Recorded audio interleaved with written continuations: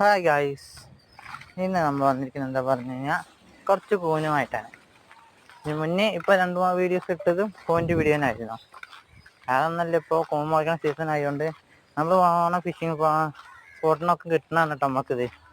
നമ്മൾ ഫിഷിങ് അവിടെ നിർത്തിയിട്ട് പറിച്ചുകൊണ്ട് വരുന്നതാണ്. മീൻ നമുക്ക് എപ്പോൾ വേണമെങ്കിലും കിട്ടും. ഇതങ്ങനെയല്ല, ഇതിൻ്റെ സീസണിൽ മാത്രം മുളയ്ക്കുള്ളൂ.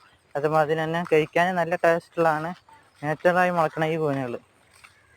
അപ്പോൾ ഇന്ന് പറഞ്ഞു കഴിഞ്ഞാൽ പാരക്കൂനൊന്നുമല്ല, ഇതിനവിടെ ചീഞ്ഞമുളച്ചി എന്ന് പറയും. നമ്മുടെ തൃശ്ശൂർ അങ്ങനെയുള്ള ഭാഗങ്ങൾക്കൊക്കെ ഇതിനെ കരിയേല കൂന്, അതേമാതിരി കൊടക്കൂന് അങ്ങനെയൊക്കെ പറയും. ഇത് വലുപ്പ വ്യത്യാസമുണ്ട് കേട്ടോ. നമ്മുടെ അന്ന് കിട്ടുന്നവരൊക്കെ മുട്ട ആണെങ്കിലും അതിൻ്റെ പൂവാണെങ്കിലും വലുപ്പ വ്യത്യാസമുണ്ട്.